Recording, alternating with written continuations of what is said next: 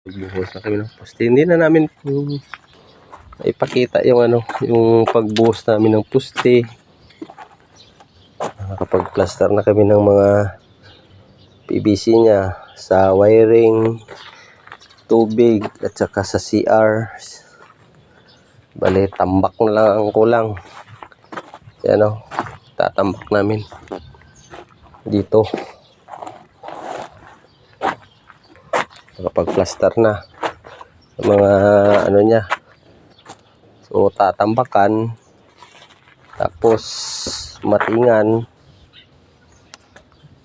flooring na naman. Mga ilang araw hindi tayo nakapag video, hindi na ipakita yung pagbuhos. At least nakapagbuhos na tayo. Ayan diba?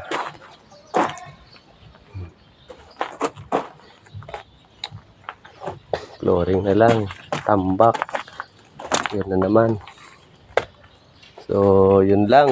Salamat sa suporta nyo.